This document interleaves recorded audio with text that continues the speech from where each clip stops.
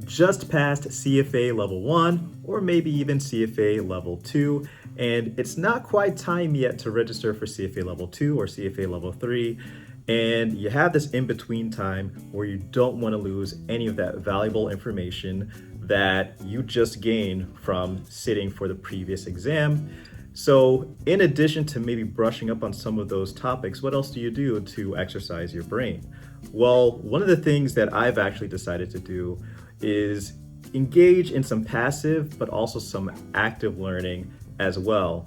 Some, I guess you could say, things where I'm just doing some information gathering, but also some other things where I am doing information gathering, but it's a little bit more active and a little bit more fun and maybe applicable to things that I might do in the future as I go along this journey to become a financial analyst. So if you guys are new to this channel, it's called The Financial Analyst. Please click the subscribe button down below.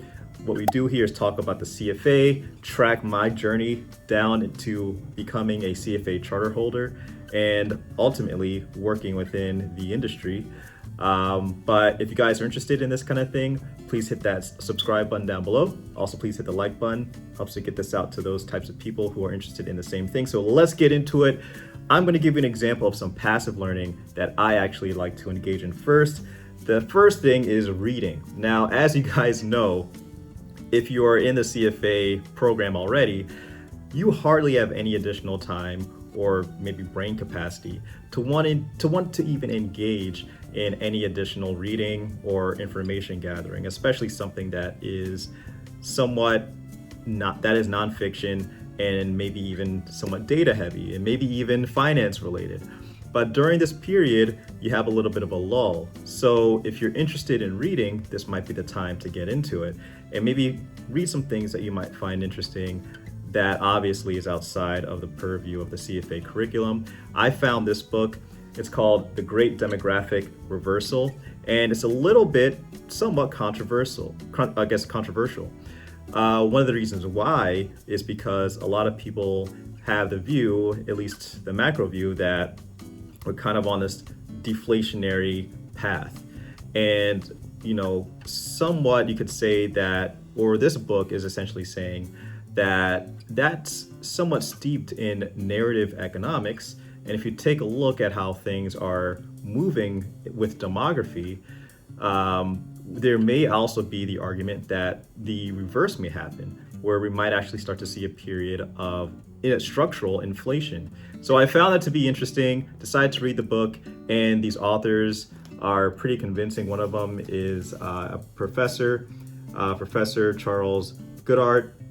And then also you have Manoj Pradhan, who is the founder of Talking Heads Macro. So really interesting stuff here. I highly recommend it.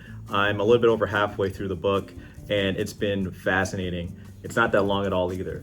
The second thing that I'm doing is probably the most fun thing, and it's actually learning Python and applying it to financial analysis. Now, before my journey down into financial analysis, I actually was considering entering the tech field full stop, becoming a software developer. So I actually got some skills in using Swift, which is the Apple language. And I was thinking about maybe getting into mobile development. But then I started to read things about how that might not be a good idea moving into the future. So I wanted to do something that I felt would be applicable to my interests in the future. And as I start to get more interested in finance, I realized that a lot of people who use Excel are starting to also use Python for larger data sets, quicker functionality and execution on analysis. And I decided to take a look into this. I got a course on it, and this course has been helping me out immensely. I did have a little bit of experience with Python, but honestly, when you learn one object-oriented coding language like Swift, it isn't too different. It's just a matter of learning the syntax. So once you kind of get that down, start working on it pretty actively, you start to see how it applies to financial analysis. So in this course that I took, there is a lot in there that reminded me of some of the things I learned from CFA Level 1.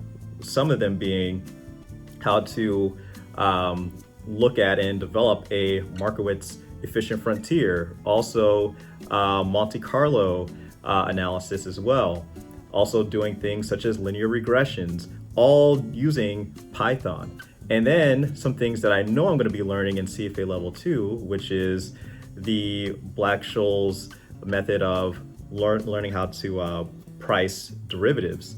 So the things that I learned in this course, I think, are very hands-on and something that I can use not only in what I think I might be using in my, I guess you could say, my career in the future, but also things that I will use in my personal life. These are things that I think are pretty fascinating and pretty fun. So I highly recommend also potentially learning a new coding language. It seems like Python and R are the main ones outside of just using straight up Excel that a lot of people in the finance world are at least veering on using in the future. So if you guys are interested in any of these ideas, or if you guys have any other ideas, please let me know in the comment section below. Thanks again for watching. Please hit that like button. Please subscribe if you're new. It's been another episode of The Financial Analyst.